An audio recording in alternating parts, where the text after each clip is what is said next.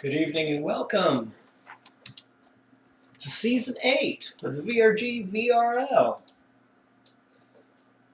You were just seeing some footage of the 1986 Detroit race where Ayrton Senna won handily in the Lotus. Tonight, we're racing the Lotus 79, a bit of an older car and a different track configuration, but we are in Detroit.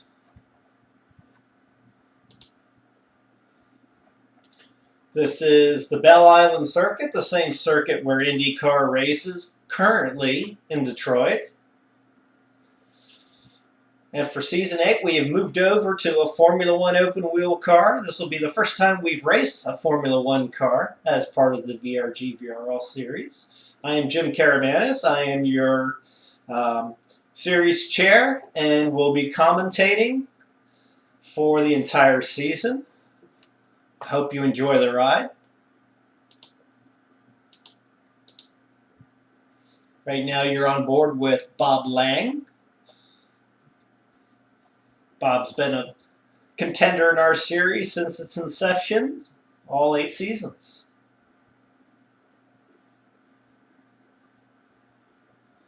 So we'll start off with 30 minutes of practice tonight, 15 minutes of qualifying, then a 15-minute sprint race, and then a 30-minute feature race. And of course, the sprint race finishing positions will turn into the starting positions for the feature race.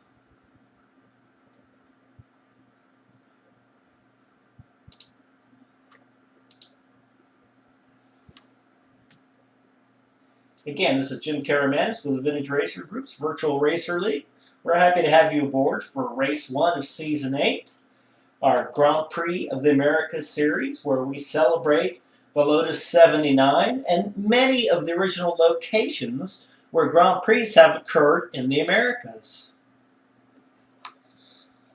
So we've got about 20 minutes left in qualifying. Enjoy the action, and I'll be back shortly.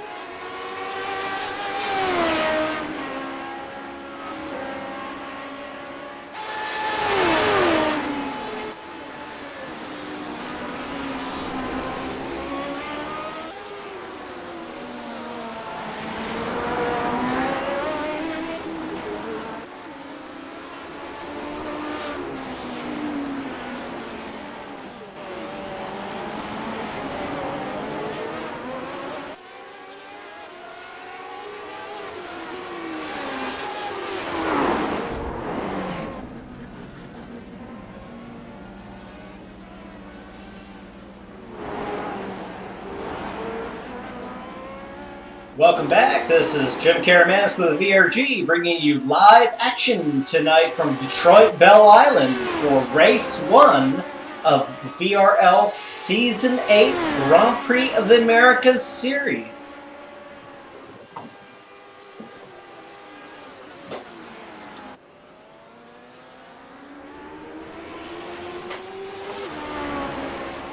The winner of our last 5 seasons, Stefan Vappa, is wearing Office Service Company logos tonight. And of course, they are a series sponsor, and we thank them for that.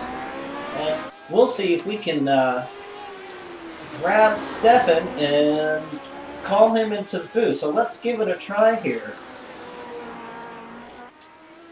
Stefan, this is Jim Karamanis calling you from the booth. Can you read me? Yeah, I can. How you doing, Jim? Hey, Stefan. Good evening. So how's the track tonight, and how's the new car? New car's pretty cool. Track's a little daunting. I keep looking at the fact that we have a 30-minute race and realizing I've never done 30 minutes on this track. Certainly not 30 minutes without hitting the walls. Yeah, it's a challenging track, and especially in a very powerful and light car like this one. Yep, it bounces around a lot. It fights you a lot, and it's going to be tight. Well, we're looking forward to seeing it in action. Looks like you've got about 10 more minutes of practice before you kick off for 15 minutes of qualifying, so we'll let you get to it. Thanks for joining us out here, and good luck tonight. Alrighty, you're welcome, Jim. Thank you. Yeah, we'll see you. Yep. And again, that was Stefan Vappa, our champion from the last 5 seasons of the VRL, actually.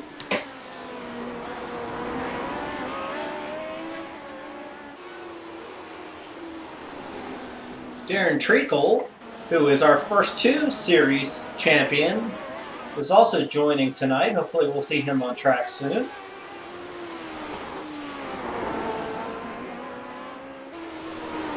Right now we've got 13 registered. 10 cars on track. We hope you're enjoying tonight's coverage. We are live streaming on YouTube and Facebook. And if you have any questions, leave them in the comment box and we'll do everything we can to address them. As Stefan mentioned, this is the first time for the VRL at this track. Also the first time for the VRL in this car. This car very different than the Audi 90 from 1987 that was raced last season. That was a 700 horsepower car that weighed about 3,000 pounds. This is a 700 horsepower car that weighs about 1,300 pounds. So once again, we've jumped up quite a bit in performance. This car has high aero efficiency, though. The aerodynamics on this car are incredible. This, of course, being the car that Mario Andretti won the Formula One World Championship title in. It was a very advanced car for its time. It should provide for some really interesting racing this season.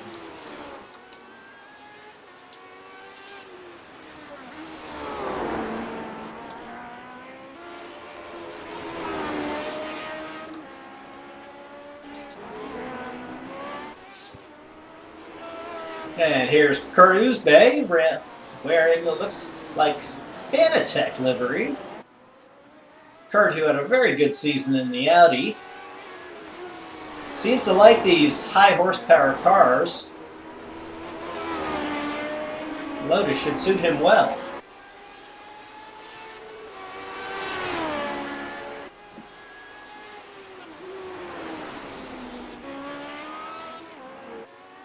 Winner of the first 2 VRL seasons, Darren Treacle, is back on track.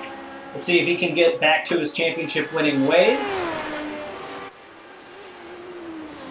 Looks like he's got some Miller livery. Very reminiscent of what Bobby Rahal used to run with IndyCar in the 1980s.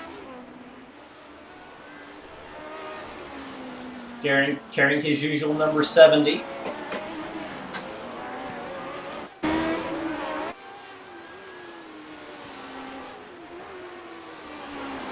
Let's go on board and get a good look at what the drivers are seeing. This is a very tight track, no elevation change whatsoever.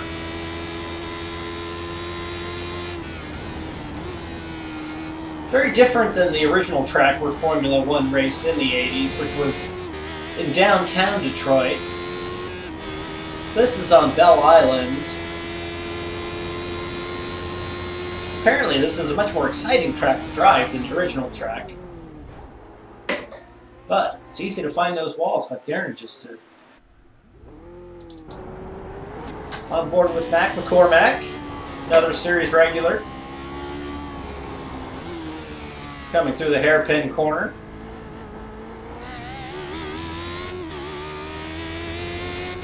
And boy, does that Lotus make a beautiful sound as it winds up to 11,000 RPMs. Cosworth Ford power.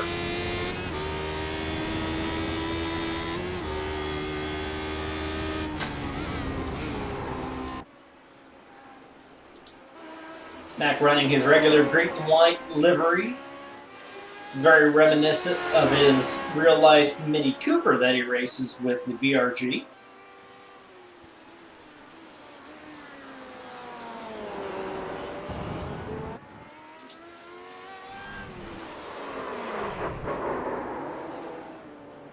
Oh, good save by Mac.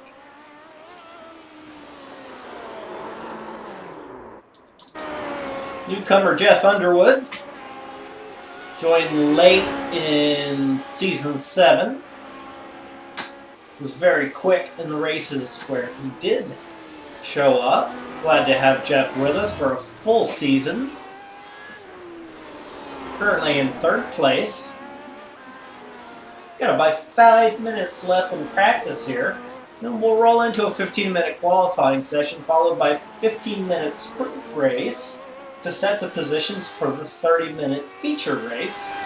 Feature race, of course, where the points are scored.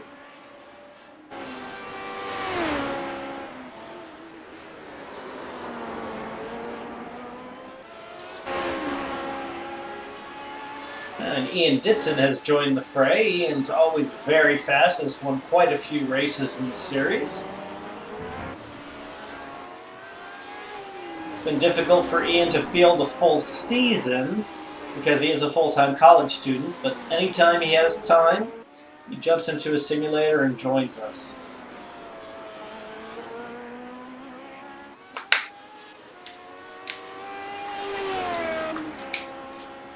Let's see if we can give you a track map, just to give you an idea of what the layout is.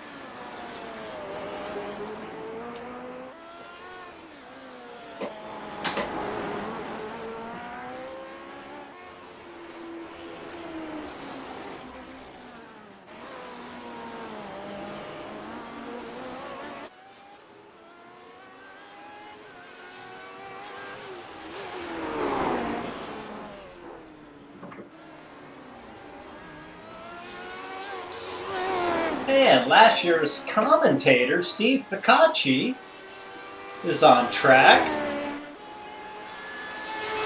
Steve will be racing all season. Beautiful livery on that car. Of course, Steve actually the creator of the livery of many of the cars in the series. Steve immediately goes to the fastest time.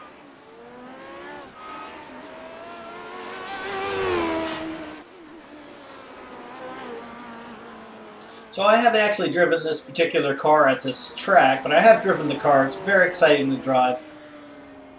Pretty easy car to drive considering the power. It's easy to drive slow or mid-pack. It's difficult to drive fast, so it takes a lot of talent.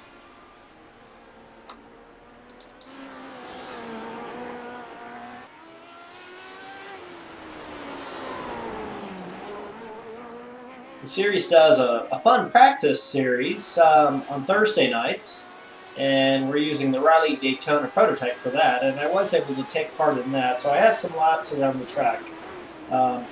It's not easy. Those walls beckon. But it's a fun track. It's a smooth track considering it's a street course.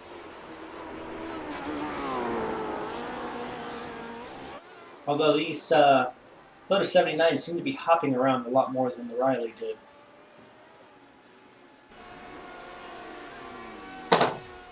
Let's see if we can grab Steve and bring him into the booth.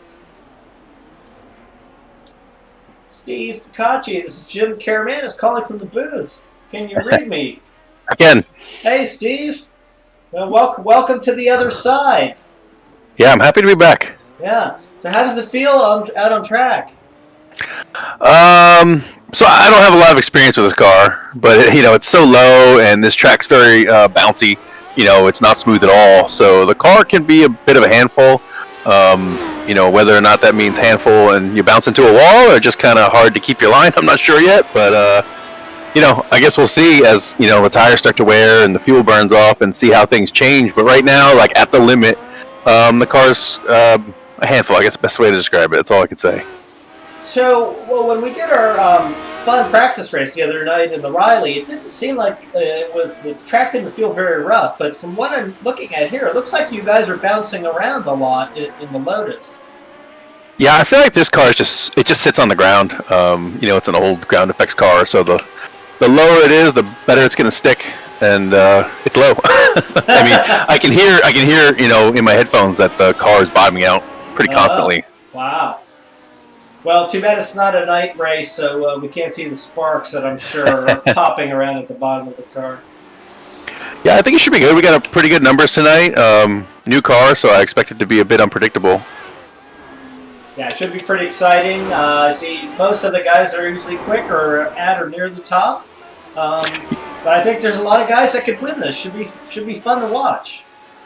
Yeah, it's a bit different than we've done before. I kind of expect Stefan just being an open wheel car. He'll probably get the hang of it pretty quick. But we're going into summer, so I guess Ian Ditson will be around more than he usually is. So he'll probably step up his game. And Jeff Underwood's towards the front, so he's pretty new. We're not really sure where his pace is, but looks good so far.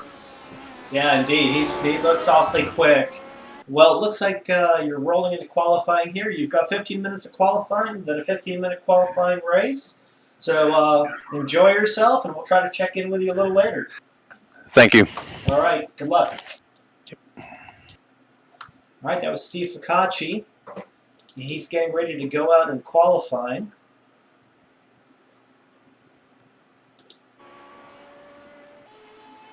And here's Ian Ditson beginning his qualifying laps.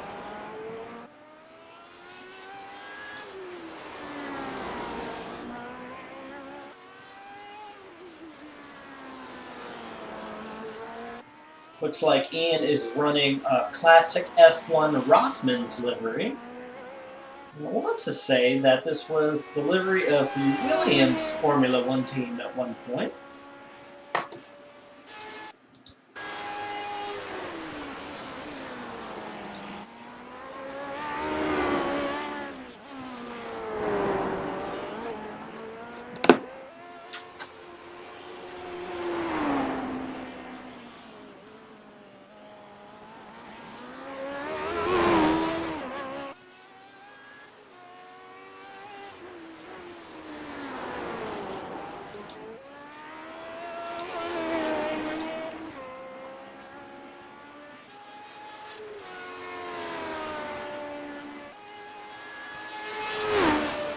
So several drivers on track right now. Of course, these are closed qualifying sessions, so the drivers are not on track together. They have an opportunity to put in their fastest laps without competing for space on the track. Of course, we do that because after 15 minutes, they'll be in a qualifying race where they'll be fighting everyone.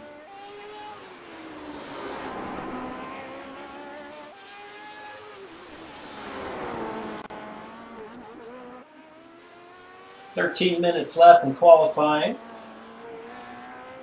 They get 15 minutes or 7 laps, whichever happens first. And track to track, it will be different.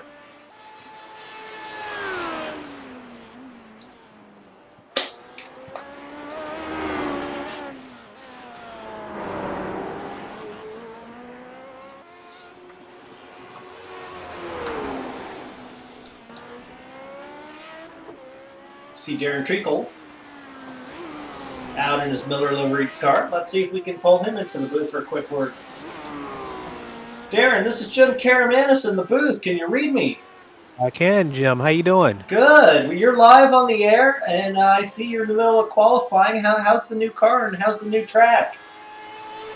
I do like Detroit. The car is cool, but it's going to take a little getting used to for me. And being that I haven't really done any practicing until tonight, I don't know if just sending is going to work in this car or not. But it might be too fast for me. I don't know. To be honest, I don't know. So I know you did do the fun race the other night in Riley. How does the Lotus compare?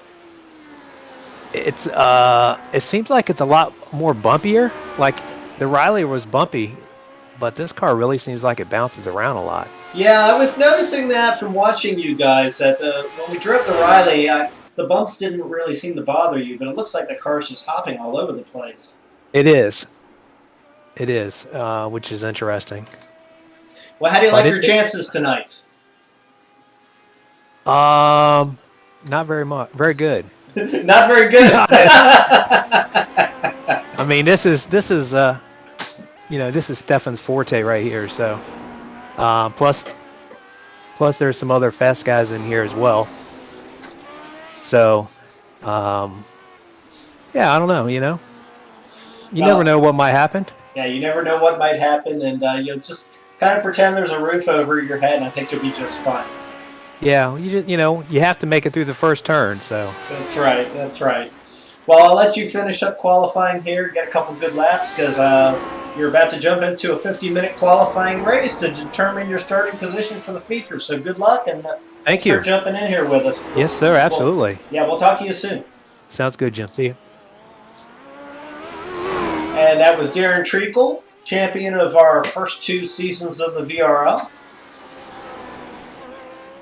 Darren, of course, races in several series on iRacing, but he's also a very busy real-world racer, racing at the national level in SCCA.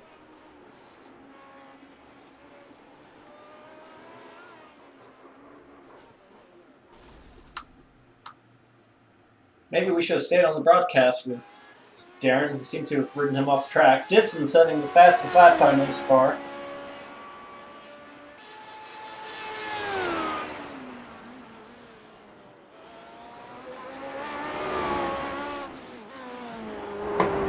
Ditson at 121.603. I think that's a little faster than he went in practice. I believe that Vapp and Underwood were in similar territory, though, during practice. We'll see what that means for the qualifying race. Oh, and commentator's curse, we've sent him into the wall. Let's go on board with Mike Kelly. We haven't seen Mike yet.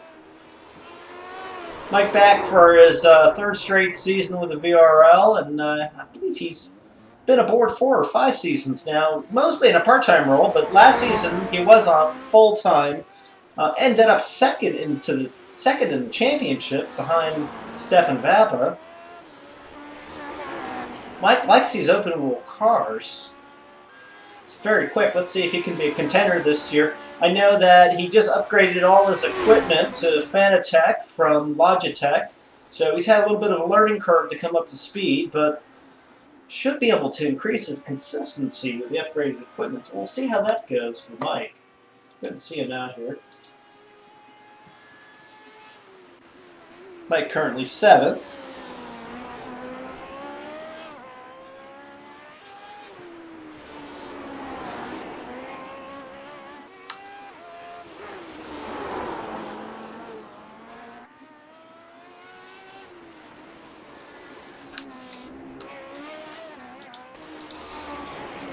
Oh, Wiley Cox running the Pan American livery. Really taking us back in the day. Very cool.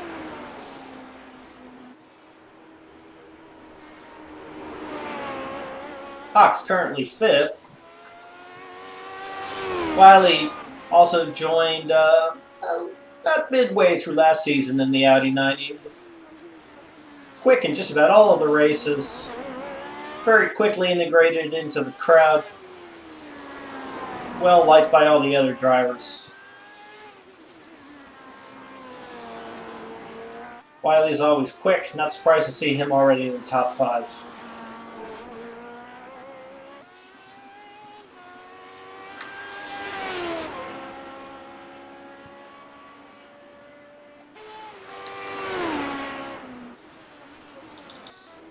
Dave Curtis. Well, that's Mike Kelly. Let's try this again. I haven't been in the booth for a couple seasons, and I'm a little rusty, thanks to Steve Ficacci, who was holding the fort down for me. And sorry, Dave Curtis, as soon as I clicked on you, we lost you. Always entertaining is your livery, and always quick is your pace.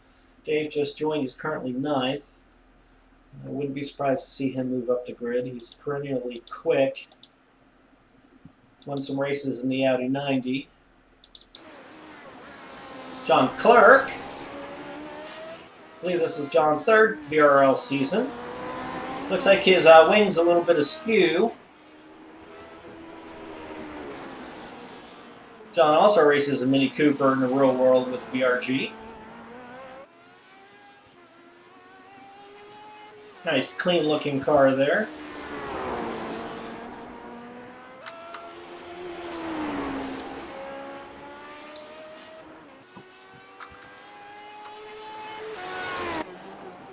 Let's check in with Jim Graziano. Oh, he's got the Kmart livery, reminiscent of the Haas team in IndyCar from the 1980s. And once again, the commentator's curse. Take someone out. Sorry about that, Jim. Cool looking livery nonetheless. And you're currently in 7th, which is pretty good.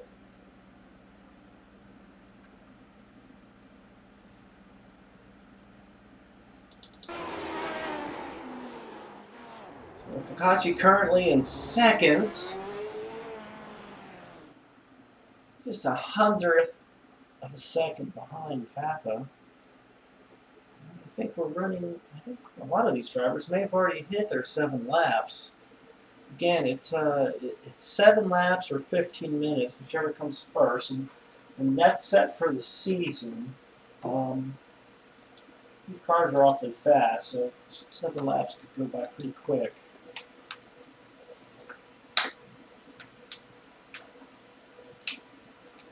Either way, we've got about 4 minutes left in qualifying. Once the drivers have set their time, even if they've gone through the 7 laps, they can continue to practice. Lap at the top at a 120.9, just the fastest lap we've seen tonight.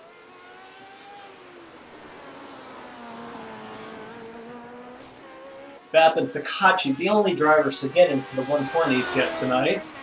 Disson next fastest at a 121.05.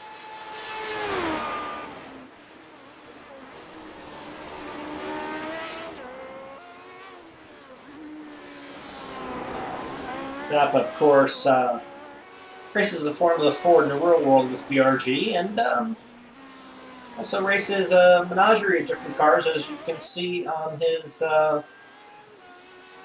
photo there.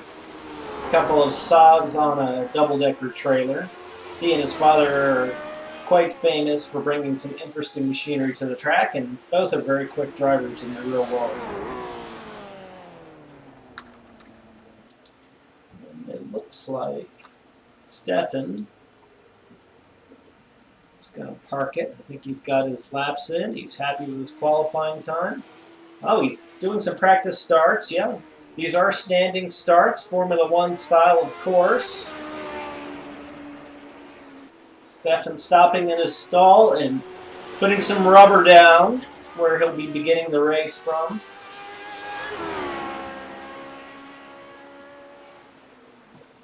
See if we can check in with Underwood.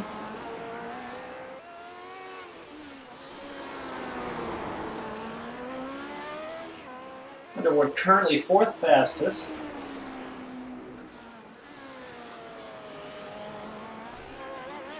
Best lap is 121.84. It's a little less than a second from the fastest time. Definitely fast enough to be in the mix.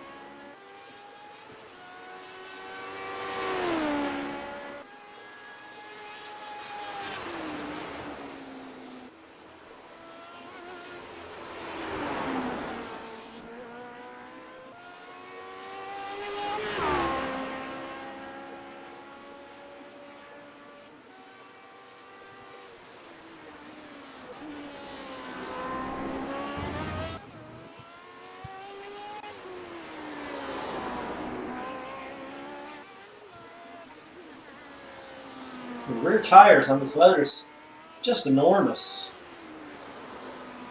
Between that and the wing and ground effects, the traction is immense. Very fun car to drive. But it's a rapid car and it's very easy to end up in trouble.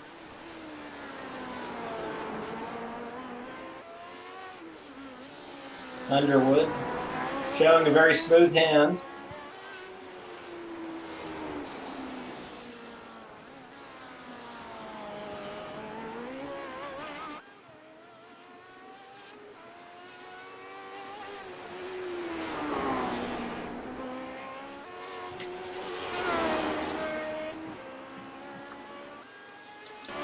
We're back on board with Bay. Curtin is iRacing and Fanatec livery. And his color scheme very similar to his real-world chevron that he races with VRG.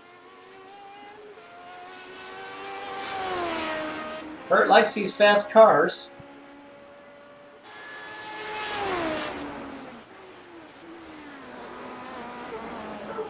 Looks like the new car shuffled the grid just a little bit, except for at the top, of course. Zappa back out front, as he has been the last several seasons. Be interesting to see if Fakachi can push him.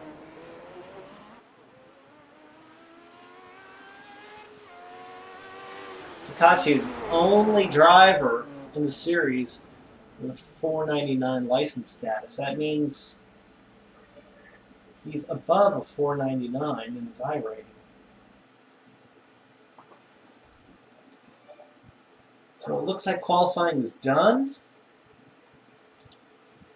And we've got a grid for the qualifying race with Stefan Vappa in first, Steve Fakachi in second, Ian Ditson in third, Jeff Underwood fourth, Dan Darren Treacle fifth, Dave Curtis sixth.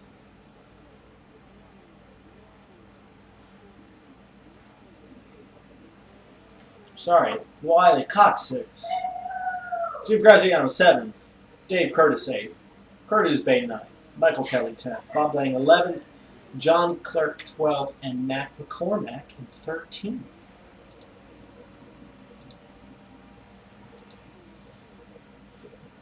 It's 108 degrees on track temperature.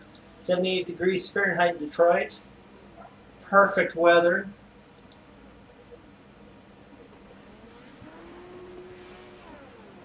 And about half the cars are on the grid.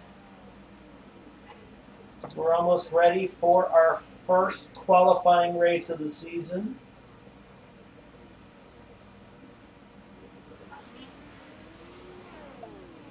This, of course, will determine the starting order for the feature race. Points are only awarded for the feature race this season.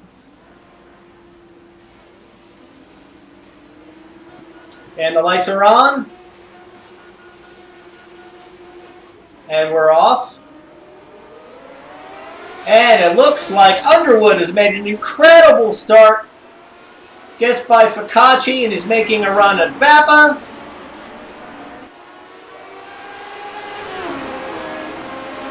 Vappa and Underwood side by side. Looks like Vappa has the speed though. Underwood second, Ditson in third. Fakachi has fallen back to fourth, and he's in the clutches of Treacle, who's in fifth.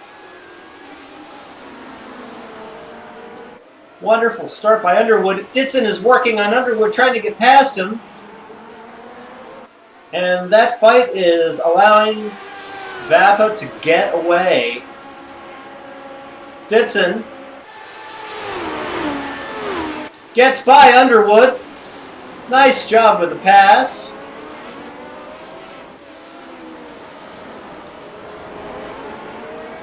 Focacci in fourth. Trying to work his way past Underwood.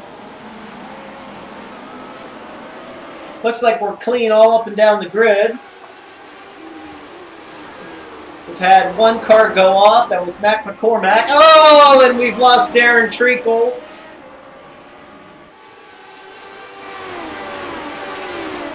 We've lost Jim Graziano. We've lost Wiley Cox. It's still exciting at the front. Ditson seems to be catching Vappa. Gap is only a half second. Another second back to Underwood. Another second back to Focacci. Underwood seems to be having connectivity issues.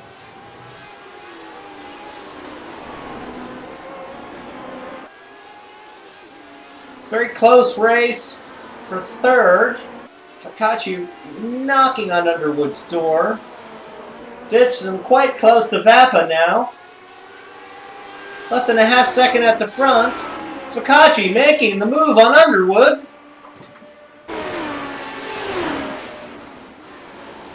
It's a clean pass. Good driving by both. Ditson working on Vappa. Vappa with better exit speed. McCormack is in the pit. All the other drivers seem to be on track. Looks like we've lost John Clark. Now, if they get to the pits, they do have a quick repair. They don't get a quick tow, but they get a quick repair if they can drive the car back, and it appears that most of the drivers have been able to do that besides McCormack.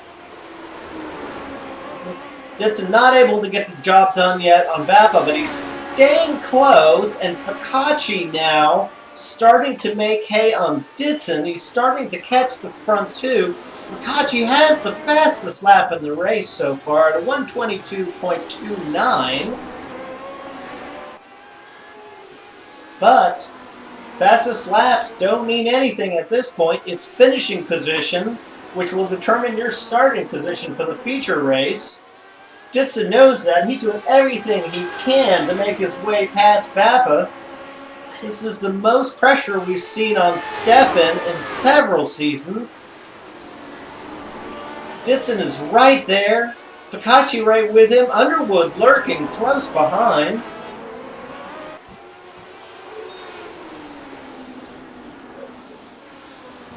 Ditson makes a little bit of a lunge. Vappa maintains his lead. Don't think the straightaways here are quite long enough to take advantage of any drafting. Ditson has a little bit of issue getting through that corner. Drops back just a hair, falling into the clutches of Focacci.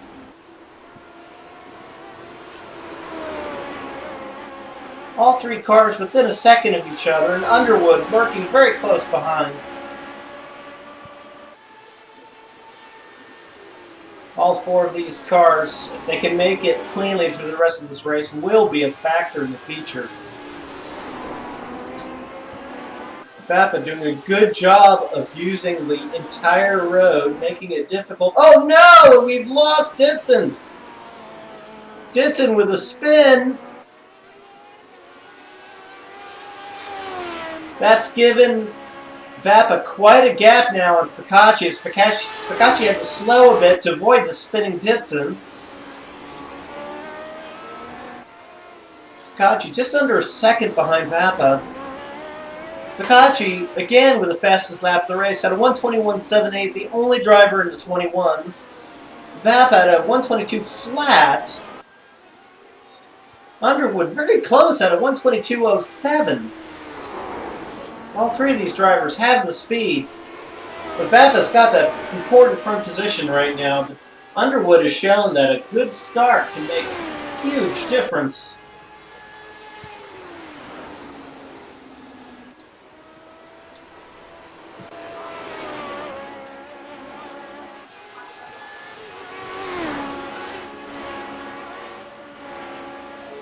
We've got a little over 5 minutes left in this qualifying race. Vappa's opened up the gap to about a second over Focacci now. Underwood another 2.5 seconds back of Focacci.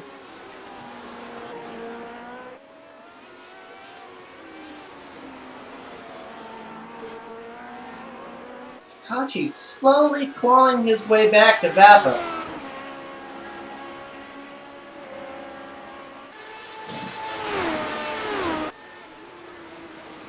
Still got a race at the front. Jumping back, we've got Mike Kelly making a move on Kurt Uzbey. Mike Kelly, who had some early issues in the race, I believe, making up time now.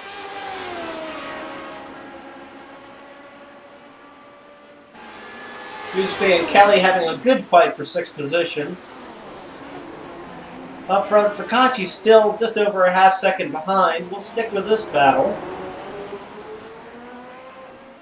Kelly knocking right on the door. Uzbek gets a better exit to that corner. We've got a spinner here. Not sure who that was. Still learning liveries. I want to say that was Mac McCormack again. Or maybe John Clerk. Kelly working on Uzbek again.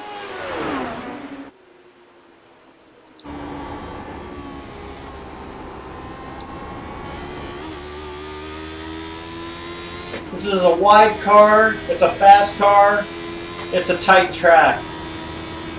And those walls are ever close. Kelly juking back and forth, trying to find a way by. Juking, of course, eating up precious time.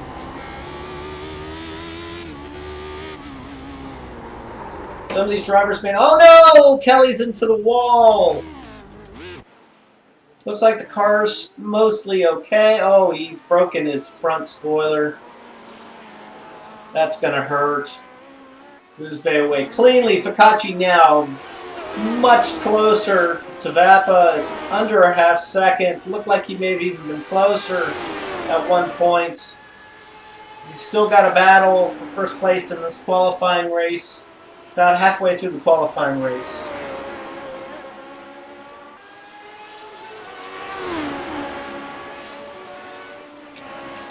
Fakachi is the closest he's been.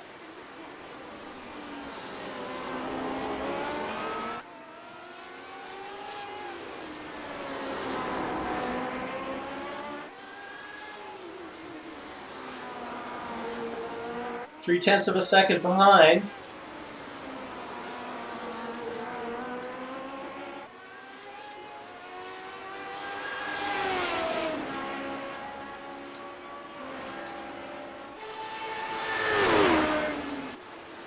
And Fakachi is right there. Ditson now with the fastest lap of the race at a 120.69. But he's back and forth. This is the closest battle on track. Underwood still lurking in the shadows. Vappa and Fakachi both running fast lap times, using the whole track.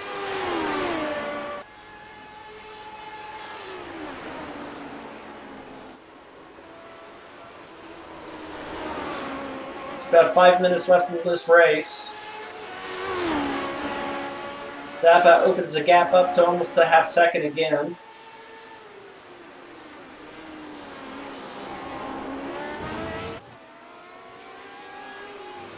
This driver's putting on a great show. Looks like Treacle has crashed again. It's now 2 laps down and completely out of the picture in 12th place. Several drivers a lap down after incidents.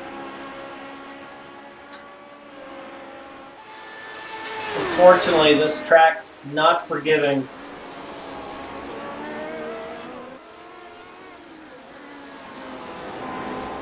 Should be fun to watch Treacle work his way up from the back of the pack in the feature race. So.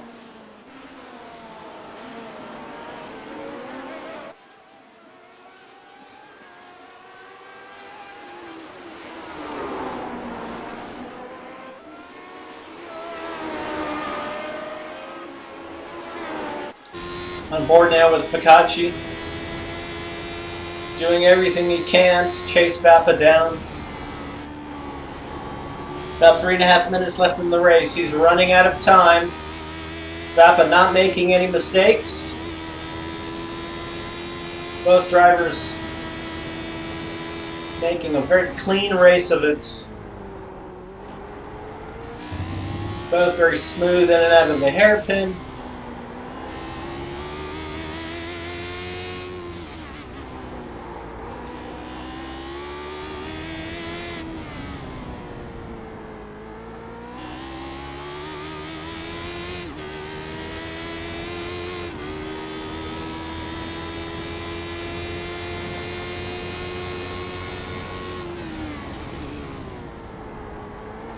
Drivers running about identical lap times right now.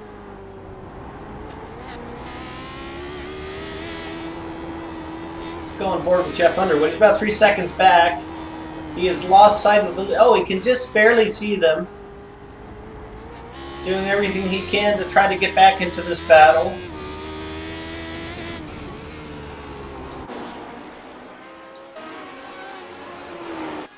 They're close again. Focacci's got it down to 0.3 of a second.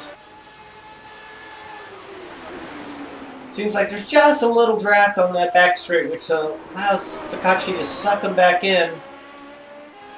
But there's just not enough space to try to make a move. It's probably the best opportunity Focacci's had yet, but he's run out of space.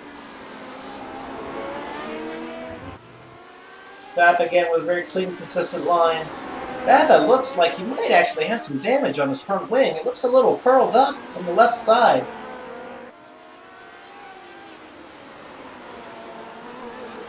If so, that's quite a job. If he's driving the car with an aero problem and still turning these kinds of lap times, that's very impressive. Still the closest battle on track.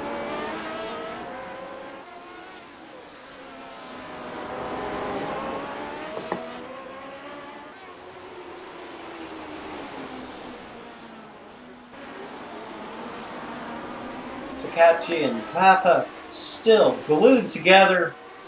Underwood still lurking in the close distance.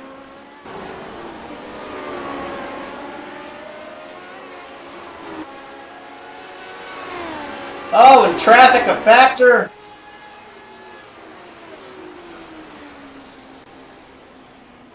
And at the finish line, it is Vapa. Well, that was exciting.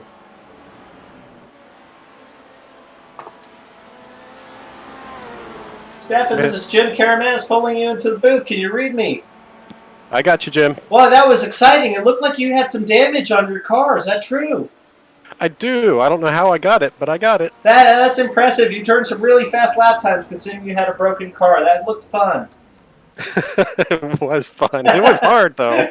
Goodness gracious. Well, it looked great. Now you're jumping into the feature race. Good luck, and we'll talk to you shortly. Thank you, Jim. All right, bye.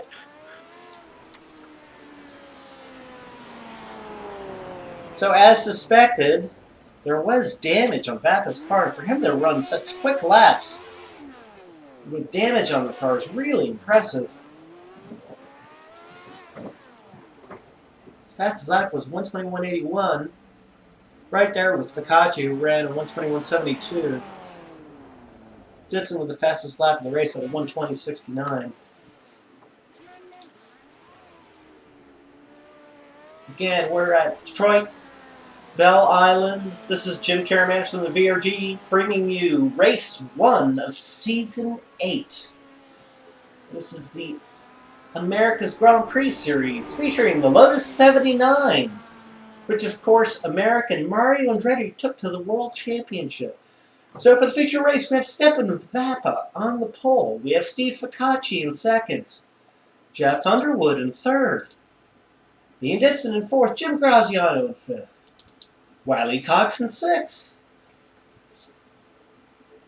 Michael Kelly in seventh, Kurt Uzbay in eighth, Dave Curtis in ninth, Bob Lang in 10th, John Clark in 11th, Darren Treacle in 12th, and Matt McCormick in 13th.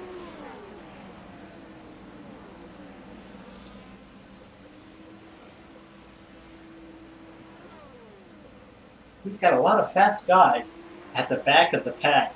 This could make for a very interesting start. Still waiting for a car to jump on track. There we go. Everyone's on the grid now. We're getting the lights.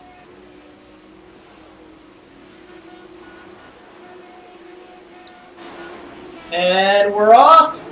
Underwood again with a good start, but he hits Focacci. Focacci and Vappa side by side going into turn 2. Vappa slightly ahead. Underwood again. Oh no, that's Ditson with a move.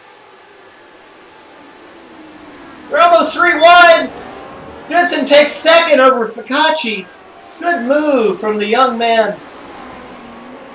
Focacci back in 3rd. Underwood in 4th. Kelly 5th. Cox 6th. Uzbey 7th. Treacle 8th. Already up 4 positions from the start of the race.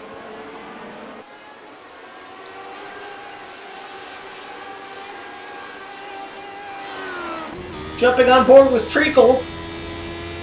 It's one of the fast guys at the back.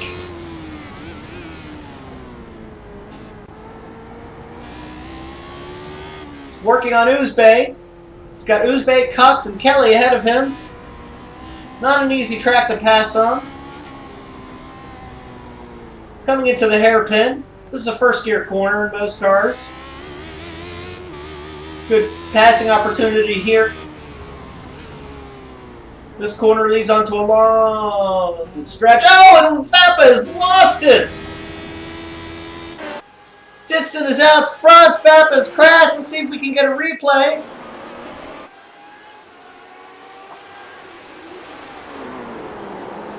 Oh, and Vappa just lost it, and it was a spin. He should be okay to be able to rejoin the race. But he's fallen to 13th. The entire field has gone by him. Ditson with the lead. Treacle still the big winner so far with 6 positions. John Clerk has moved up 4 positions. Next is Ditson and Uzbey, who have each moved up 3 positions, as has Mac McCormack. Vappa's in the pits. He must have struck the wall after that spin.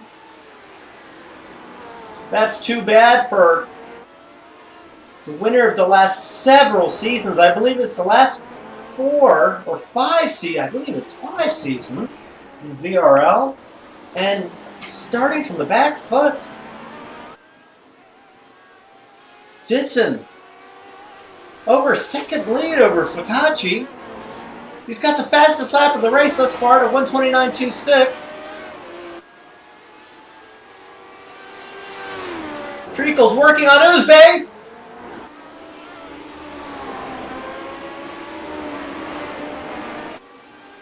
Treacle's trying to make the move. Uzbey slams the door.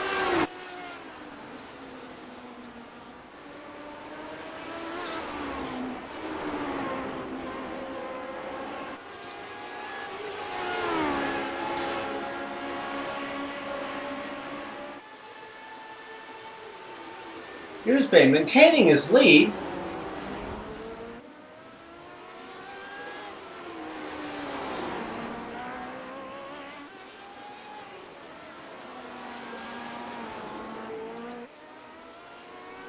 And he's fallen back, and Treacle has the position. Underwood's in 3rd. Focacci following Ian Ditson. This is the closest battle on track. Actually, the second closest battle on track. Let's jump back here to Curtis, who's working on John Clerk. Dave Curtis, with perhaps the craziest looking livery of the night. This is the Skittles Lotus 79 of Dave Curtis. Working on the unbranded Lotus 79 of John Clerk.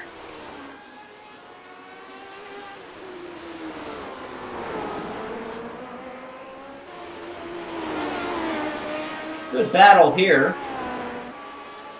Both drivers with a clean race thus far.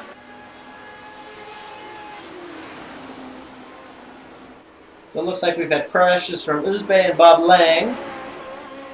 And Uzbey's in the pits now. Graziano's crashed. We'll stay with the action though here. Curtis working on Clerk. Still the closest battle on the track.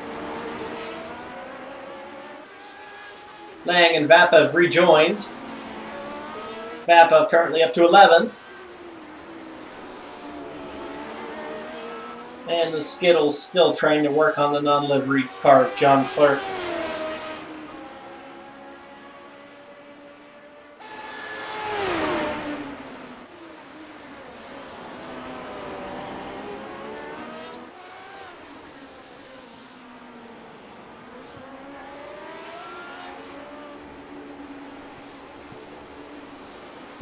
Both drivers doing a good job.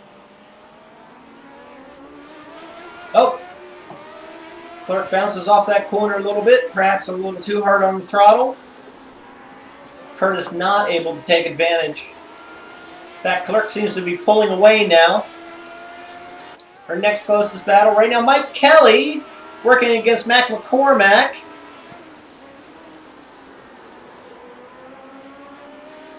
Mike Kelly desperately trying to get the position for McCormack. This is the battle for 8th.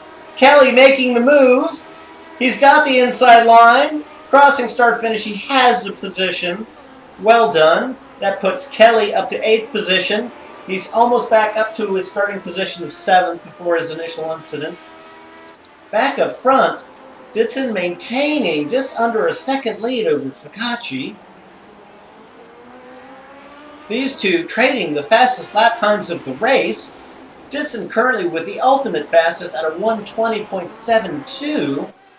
Focacci knocking on the door. This is the closest they've been all race. Catching is one thing, making a move is another.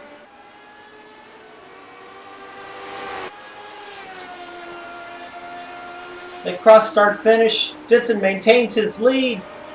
Laser focus. Ditson so excited to be racing this Lotus 79. He loves the open wheel cars. He loves the high horsepower light cars. Focacci making a move. He's not going to get it done on the outside, but he'll try to tuck an over-under. And now he's got the good line going into the next corner, but no! Ditson able to hold him off. Nice clean driving by both drivers. Focacci gets a little loose on that corner. Ian takes advantage. Ditson adds more distance to his lead.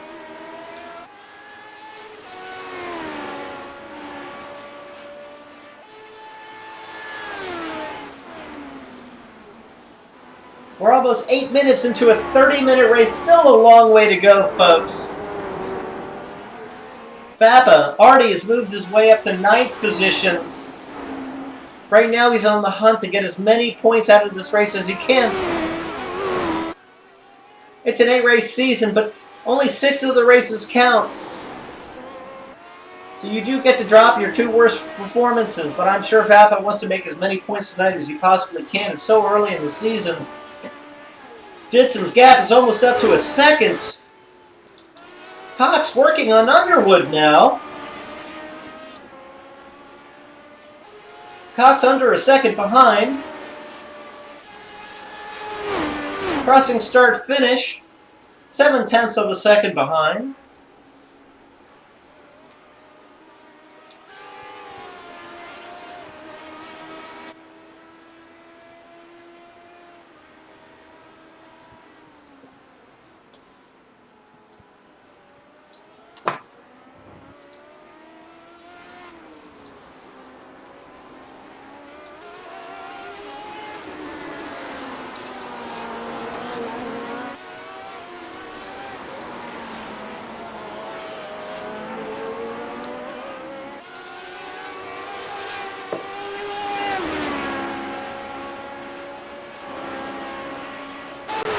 Vapa working on Curtis.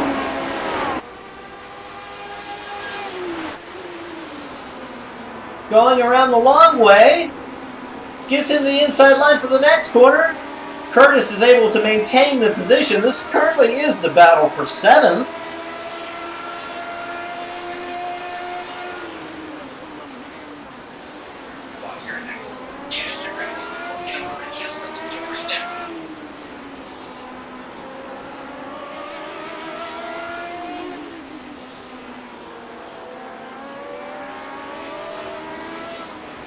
Bappa doing everything he can to move up the leaderboard, desperate to get points back.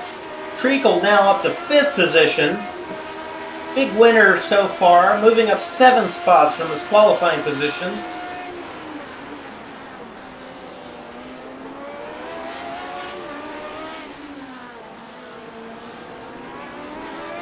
Jumping back up front, Ditson and Focacci are once again close together. This is the longest straight.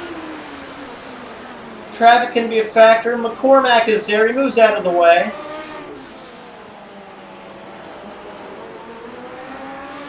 Focacci gets a better jump off that corner. They're as close as they've been all race, folks. Ditson, desperate to put the power down, spins the tires. But his late braking allows him to put distance between himself and Focacci.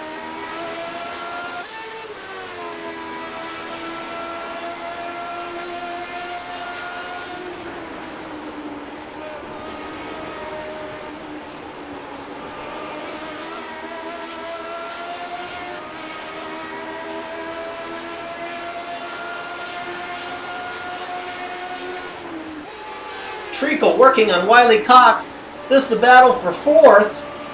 There's battles all over the track.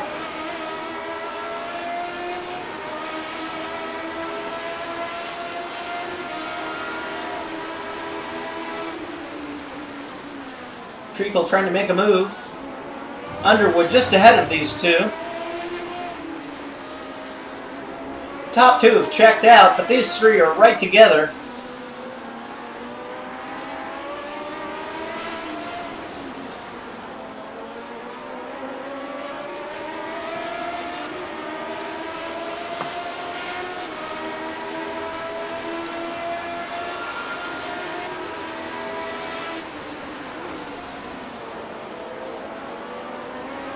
Oh, at the front, it's as close as it's been. Ditson and Focacci. Focacci trying to make the move. Seems to have the momentum. Ditson making his car wide. Able to maintain the position. Excellent defensive maneuver.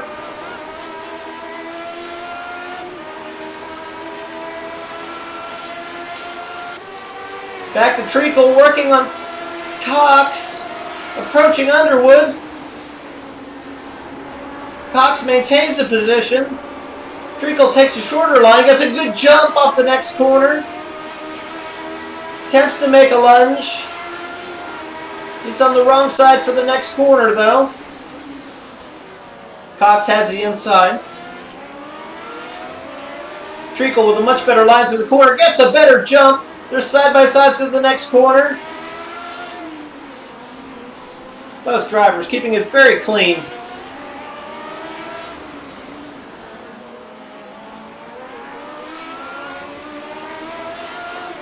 Treacle continuing to work on Cox.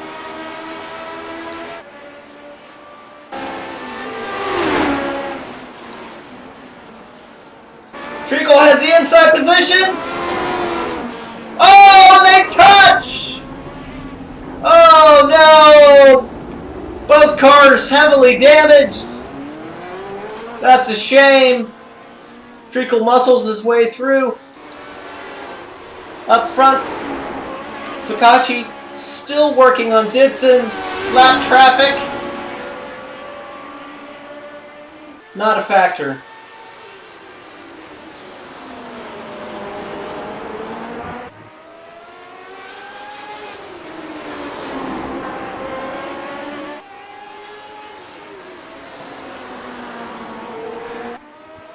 Approaching the end.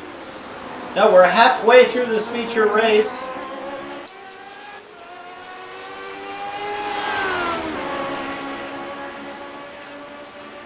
The lead is still up for grabs.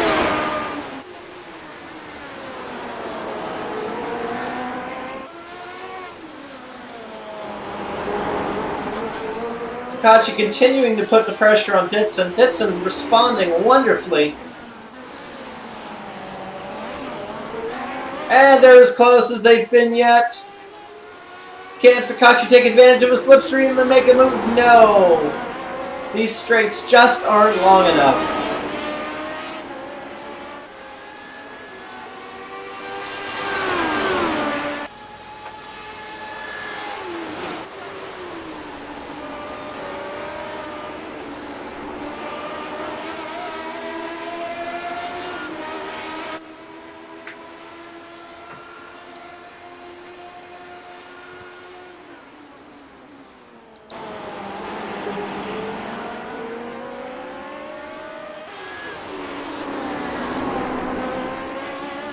And it looks like Vappa has gotten a position from Curtis, who had an issue.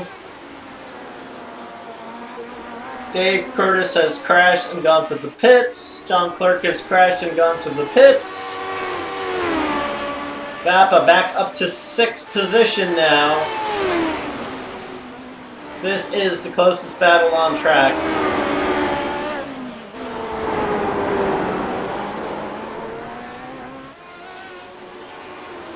Treacle slowly reeling in Underwood for 4th. Fastest lap of the race for me. Ditson, and Fikachi has the lead! Ditson with the crash!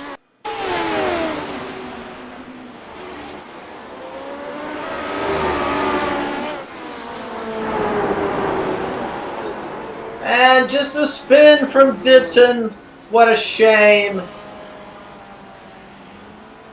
Loses 1 position. Now Fikachi with a commanding 12-second lead over Ditson.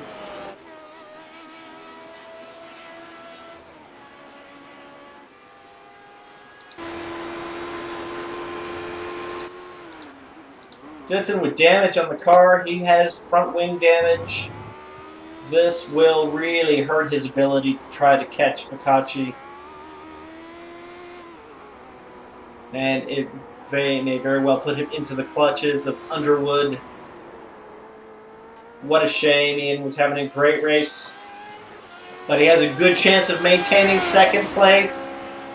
About just over 12 minutes left in the race. It will be a long 12 minutes for Ditson if he's driving a damaged car.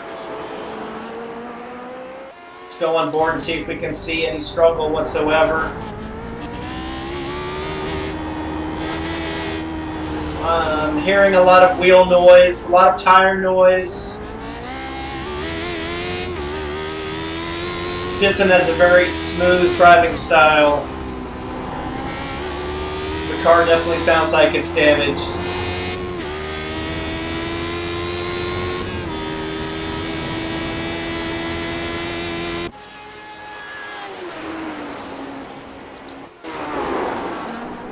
Treacle got by Cox.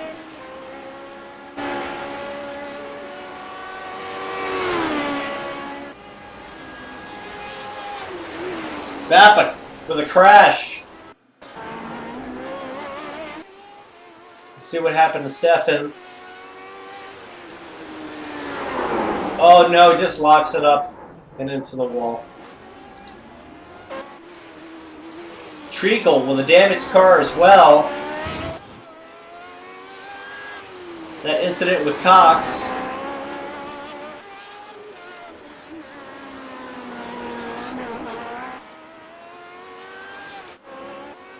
Underwood also has damage. That may be from the beginning of the race. That initial incident with Fikachi.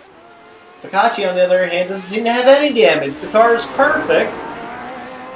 And he is flying. Ditson, however, with a damaged car, just ran a 1:21.86. Ditson not letting the damaged wing affect his performance. He's doing everything he can to try to roll the dice and get back up to Fikachi. But the gap, I think it's just a little bit too much.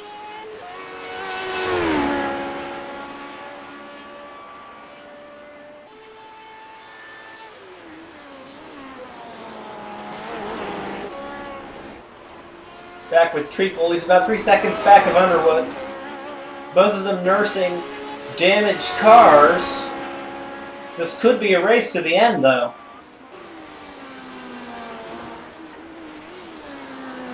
This is the fight for the final podium position.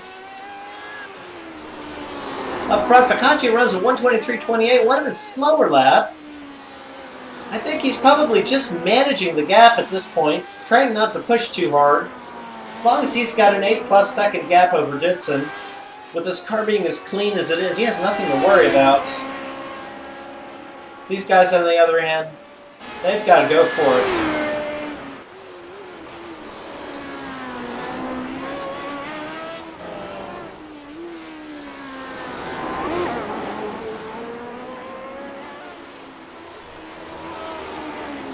Treacle with his damaged wing.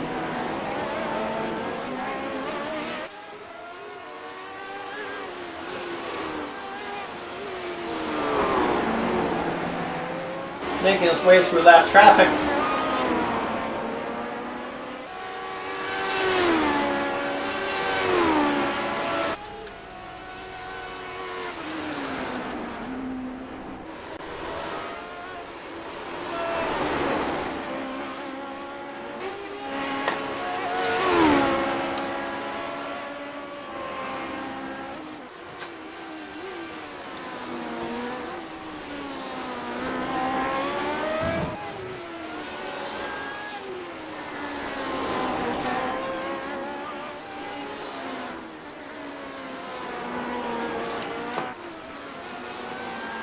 Treacle getting ever closer to Cox, Underwood rather. Gap just under 2 seconds now.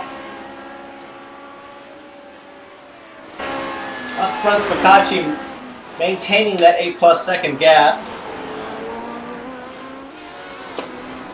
Those drivers running similar lap times. Treacle is running about 2 seconds a lap faster than Underwood.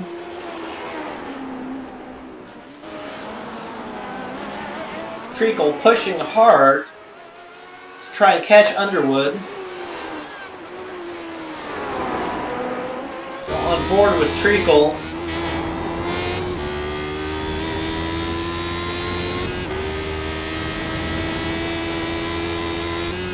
As they cross start finish. Down 2 gears through the pavement change. Treacle is catching Underwood. The gap is less than a second now. Treacle ran a second faster that previous lap. Underwood seems to be struggling with some understeer.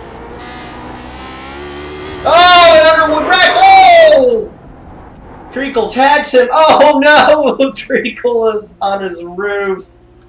Oh, that's too bad. Treacle, who was having a terrific race, coming back from that incident, had moved up to 4th. Underwood survives another day. Let's see if we can get a replay of that. Underwood gets a little loose. Tags the wall. Oh! And Treacle was just a bystander. There's nothing he could do there. That's a shame. Well, good fortune for Jeff Underwood. Darren Treacle, the big loser in that. And I think Darren will say that's what happens when you don't qualify well.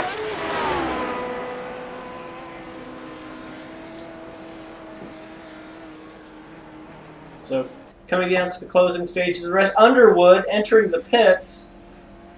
He's going to take advantage of a free pit stop because of the huge gap between himself and Cox. He should be able to get in here, repair the car, get back on track, and maintain a podium position, and he does. He's got a perfectly fresh car.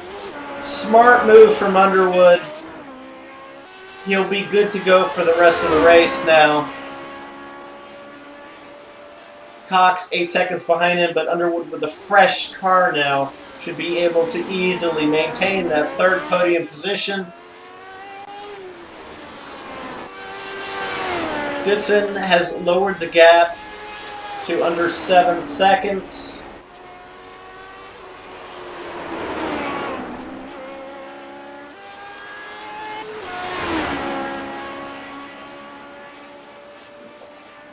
Top 4 drivers, the only cars on the lead lap.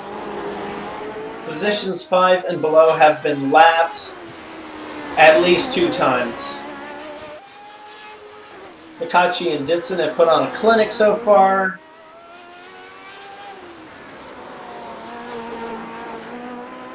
Some surprises, some very fast drivers, not at the front of the field right now.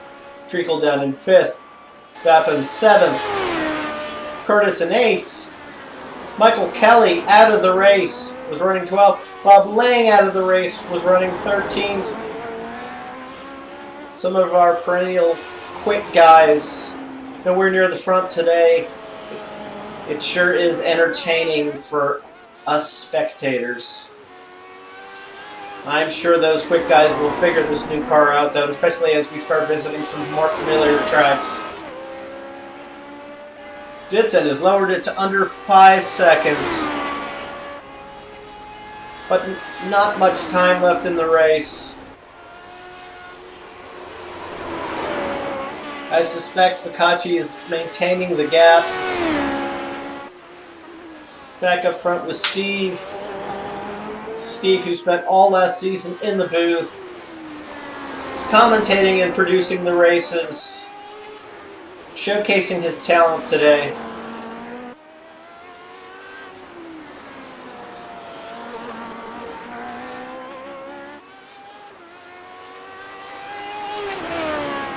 Fikachi's car just looks perfect.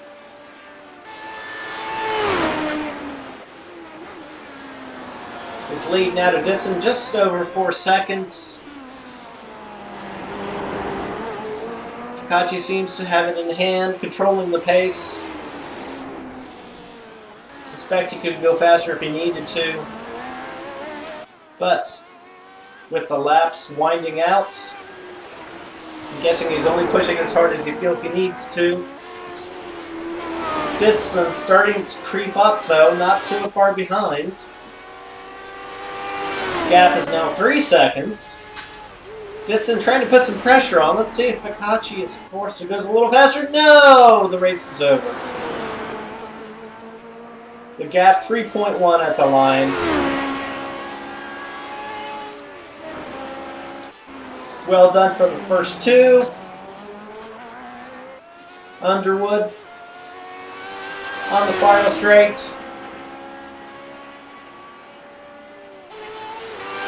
Headed for a podium position.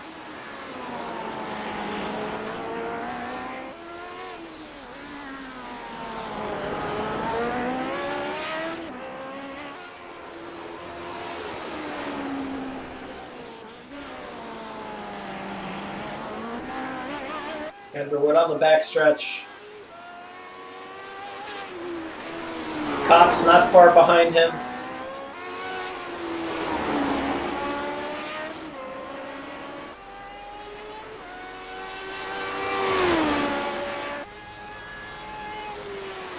Underwood finishing on the podium. Job well done.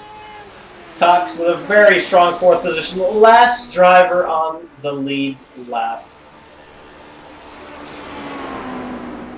Impressive stuff.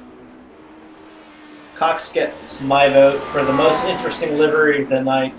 I love the period correctness. Well done, Wiley Cox.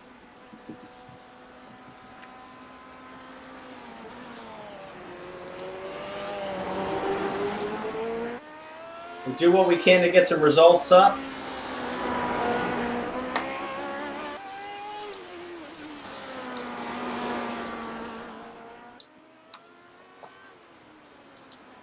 So as we wind down here, we'll see if we can't get some of our drivers into the booth for some post-race interviews. So bear with us.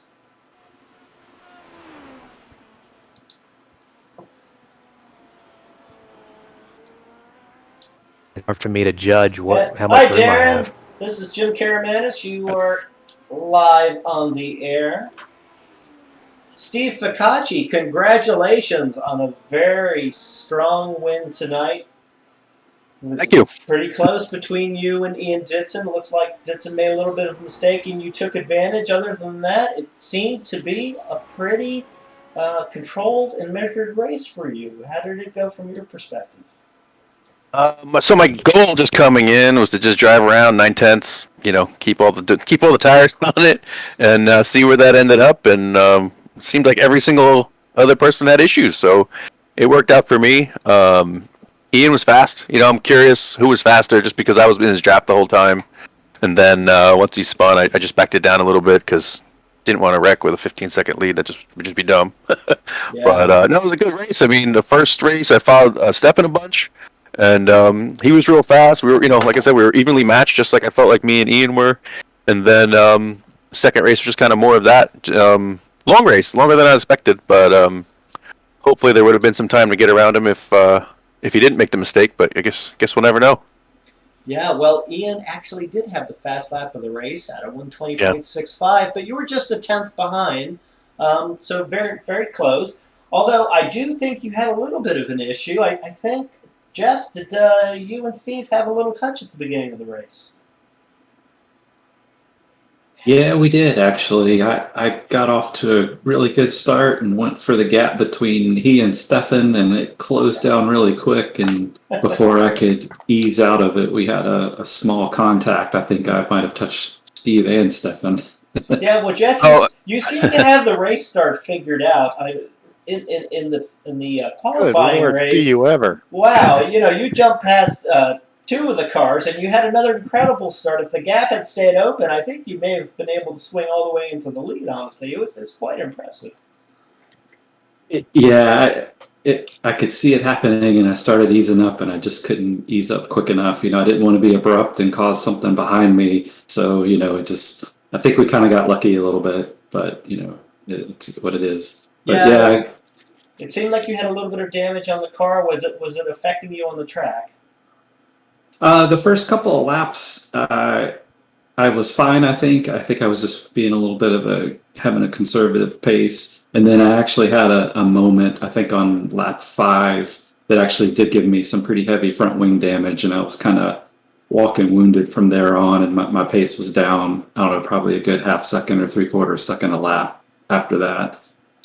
Yeah, well, and then at the end of the race, Darren Treacle was pulling some pretty good lap times, and you two had a little coming together. Darren, what happened from your perspective there? Well, I'm watching it now. Basically, Jeff just made a little mistake, hit the wall, hit me, which caused me to hit the wall, and I ended up upside down, sitting on the track. Yeah. So unless somebody came and knocked me back over. You were sort of stuck. Not a good place to be Yeah. when you're used to driving in tin tops and you're upside down in an open wheel car. Yeah, no, that was not a good place to be. Yeah, I have to apologize to Darren for that. He got collected in it, but it was still my mistake. The car, like that lap, it seemed like the back tires fell off the cliff, and I was kind of hanging on, and then they just stepped out just the tiniest little bit right there and caught the wall, and it just spun the car just right that it kind of caught Darren.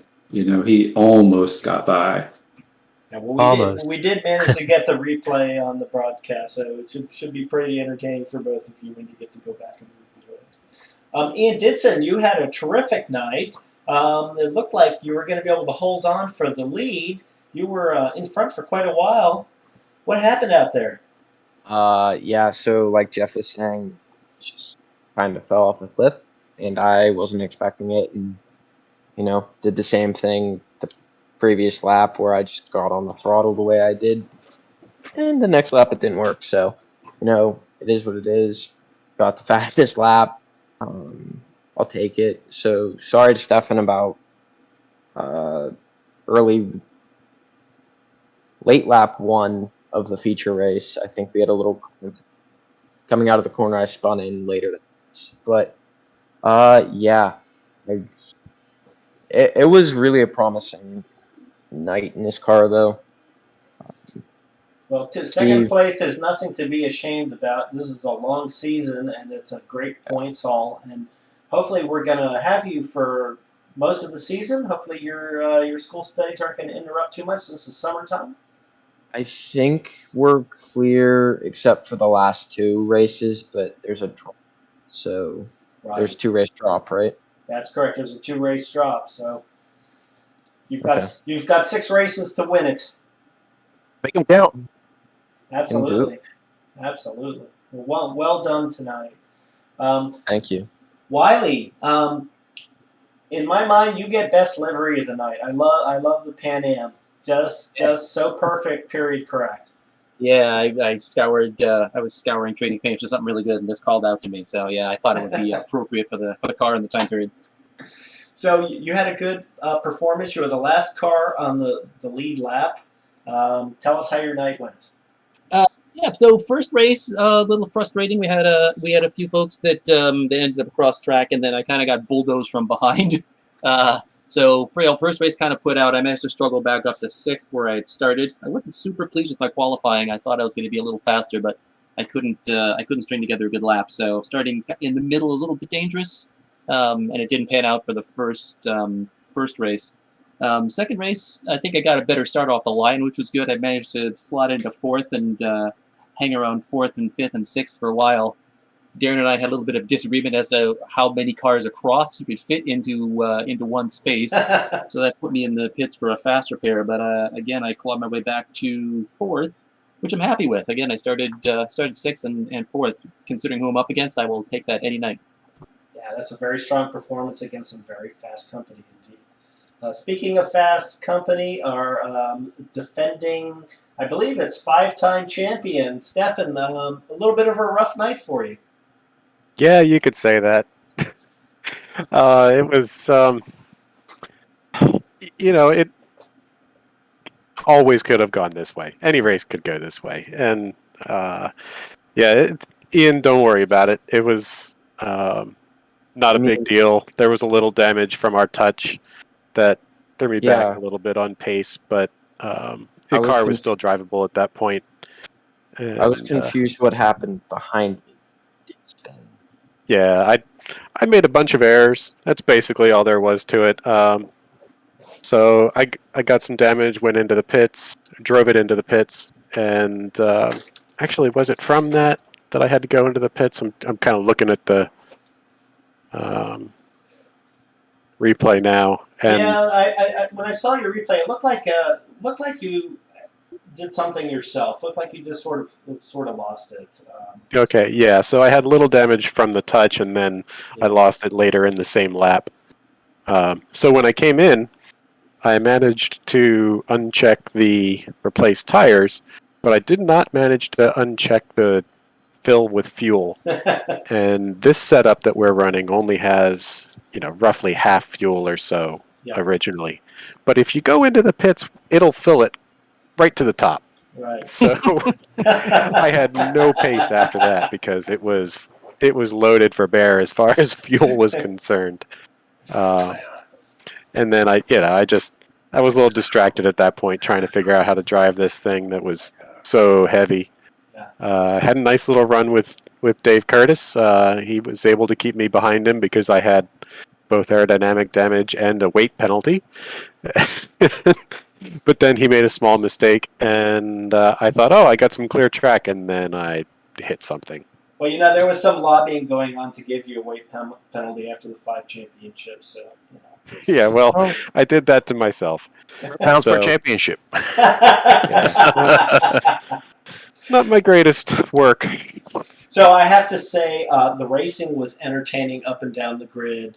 There were battles everywhere. The car seemed to race fairly well. How was the draft? Pretty big. It was there, but it wasn't as much as you would have thought. I mean, yeah, like Darren said last week, going into this track, it was not going to be. I mean, it's a Belle Isle. The straights aren't long, but I can say from sitting behind who did the draft is good if you're 0.2 into You're close, yeah.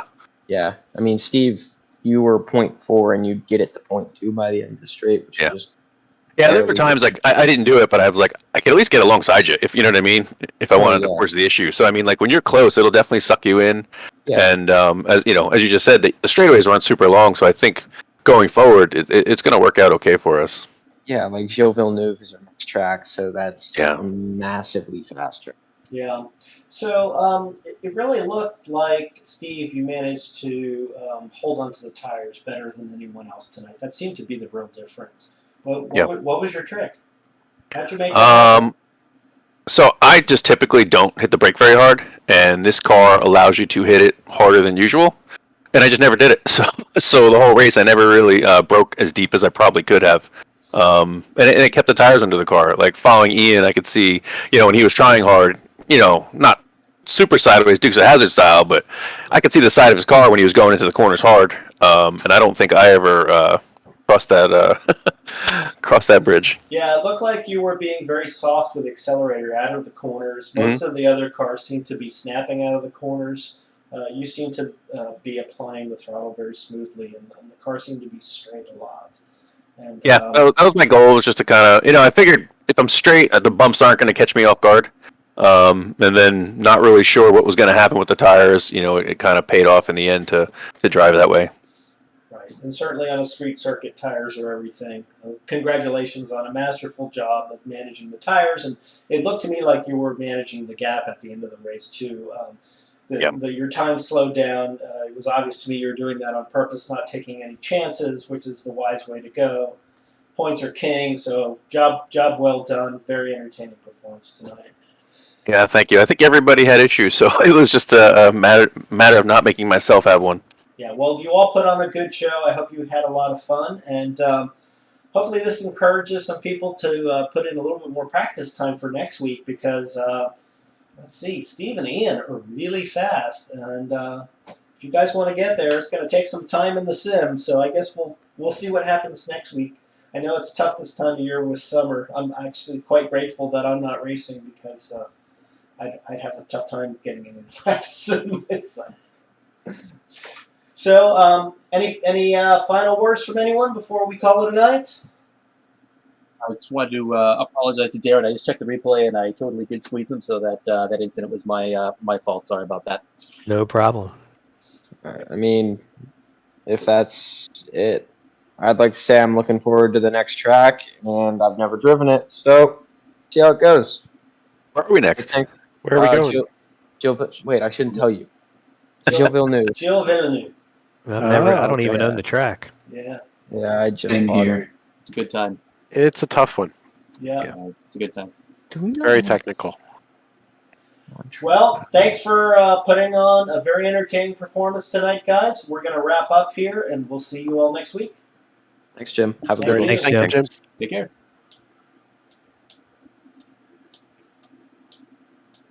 Well, again, this is Jim Karamanish from the Vintage Racer Group, closing out coverage of Race 1 from Season 8, the America's Grand Prix Series. We hope you enjoyed the coverage, and we'll see you next Tuesday night.